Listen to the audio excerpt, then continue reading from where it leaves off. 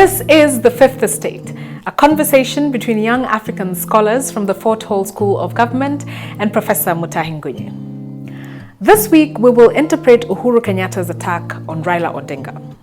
We will submit that the attack was a proverb and that it had three hidden elements to it. One, the president was not addressing Raila in this attack. He was addressing Kalonzo, Mudavadi, and Wetangula. And the message to them was clear. Raila was involved in the post-election violence. But the man who carried the pain, anger, and scars was the young, enthusiastic, and trusting William Ruto. Raila exploited Ruto as though Ruto were a natural resource. Uhuru's message to Kalonzo, Mudavadi, and Wetangula is therefore this. You are being set up just like Ruto. But because some of you are cowards, you had to be taken for mass action on the streets to toughen you up. And should the election turn violent, Raila will have prepared you to take the blame, the way he prepared the young Ruto in 2007. In our view, that is what Uhuru Kenyatta was saying. Uhuru's second message was subliminal. That is, it used the power of suggestion. For the first time in the history of Uhuru Kenyatta, he quoted his father. But he quoted his father in part, and this was deliberate. Mzee Jomo Kenyatta taught us that if we forget the evil deeds of politics, we will repeat them over and over again. To avoid a repeat, we must keep them alive in our minds as warning bells. In other words, we must remember the pain of 2007 in order to avoid it in 2017. We must remember the evil ideology of 41 versus 1. This is the only way to contain the ideological owner of this dark path. If we bury these historical truths, we will repeat them again in 2017. In our interpretation, this is Uhuru's hidden message. Raila is reviving the dark path of 2007. And he has recruited Kalonzo, Mudavadi, and Wetangula to take the blame should things go bad. The scheme is as simple as that. Now we turn to what Mzee Kenyatta taught us that Uhuru did not mention. Mzee taught us to forgive but not forget. Uhuru only used part of this historical lesson. He told us not to forget, lest we repeat the same mistakes. Though he did not tell us to forgive, he did talk about forgiveness. But he talked about forgiveness amongst the communities that fought. Then he told us that this was part of national healing. And the healing is happening. However, Uhuru avoided a critical element of forgiveness. If Raila is the one who sent Uhuru and Ruto to The Hague, he did not tell us that they had forgiven Raila. And this is the chilling part of what Uhuru did not say.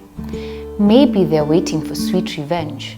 And maybe they're collecting evidence on Raila for The Hague. Maybe this is why we have not left the ICC. Maybe we still have unfinished business from 2007. And now the third hidden meaning to the Uhuru attack on Raila.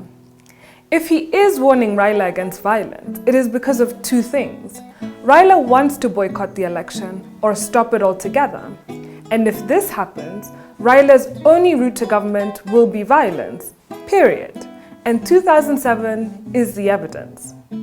This is why we must return to Kalonzo, Mudavadi, and Wetangula and give them a story. Once upon a time, a chicken and a pig lived happily on a farm under the care of a kind old farmer. The pig and the chicken wanted to make the farmer happy, and so they decided to make him breakfast. The chicken offered to bring some eggs and requested the pig to bring some bacon. After much thinking, the pig abandoned the idea. Its reason was simple. To produce bacon, it had to die. But laying eggs is not a sacrifice. It is a natural process enjoyed by chicken. According to Uhuru, therefore, NASA is asking of Raila to lay an egg, but of Kalonzo, Wetangula, and Mudavadi to bring bacon. Uhuru's attack on Raila was coded. It had three messages. One, Raila is not above the law, yet he behaves as though he is. If he was behind the 2007 violence, they will forget about it. However, if violence is part of his plan in this election, they will hand him over to ICC. But in the meantime, they are also collecting evidence to this end. Number 2, Uhuru was speaking to Kalonzo, Mudavadi and Wetangula, and his message was very simple. Raila ignited the violence, then he blamed it on Ruto. Thereafter, he fired Ruto from cabinet in the most humiliating manner. If he could do this then, he will do it now. In other words, if you shake Raila's hand, you must check your hand thereafter. In sum, Raila is fattening the 3 principles with promises, but he will sacrifice them if need be. And Ruto is the evidence in chief. Number 3, Uhuru was speaking to the future. As a founding member of ODM, Uhuru understands Raila. He knows that Raila is planning to stop the election or to boycott the election if he senses defeat. His attack was therefore to tell Raila that he has read his script and that I am ready for you. Pure and simple. Let us now turn to Raila's threat to boycott the elections and tie it to Uhuru's attack. On May 5th, 2016, Raila told the country that he will boycott the elections. On May 22nd, 2016, Raila told the country that he will boycott the elections. On July 12th, 2016, Raila told the country that he will boycott the elections. On December 21st, 2016, Raila told the country that he will boycott the elections. Then he got the crowds to chant, "No transparency, no elections."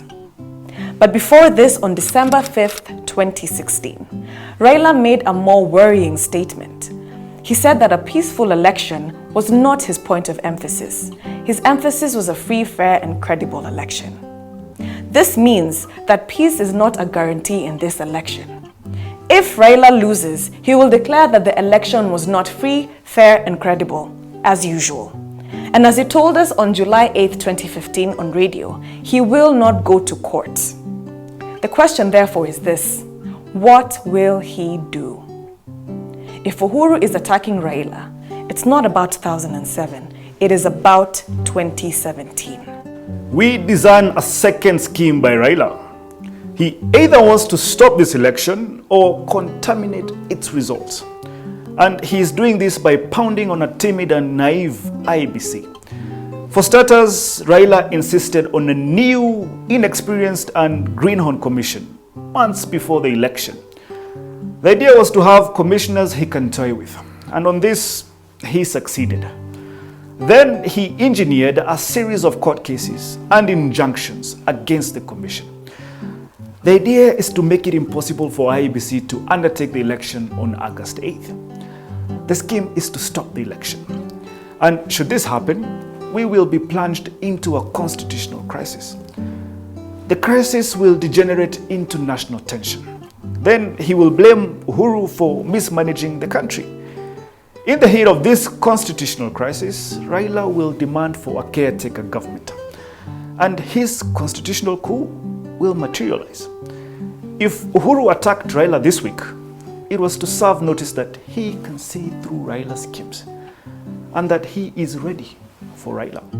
A constitutional or civilian coup is not illegal. It is just immoral. It is a work of political genius, but an evil genius. If Raila will plunge the country into constitutional crisis, then force a caretaker government, that is political genius. If Raila will boycott elections and force another grand coalition, that is also political genius. However, such schemes are clever but costly, and that is what makes them evil.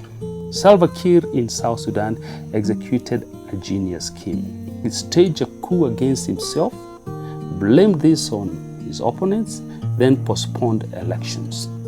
Nkurunziza in Burundi staged a clever coup against himself, purged the opposition, and then he won the election. Joseph Kabila has also stopped the election in DRC through a clever scheme. And because Raila is a good student of current affairs, he has noted these things. Similarly, Raila is an engineer. He knows how to misengineer things and to make them malfunction. If he has studied Salva Kiir, he studied Nkurunziza in Burundi and Joseph Kabila in DR Congo, He knows how to get to power by misengineering an election. And Uhuru's attack on Raila was therefore a warning shot saying that I know what you're up to.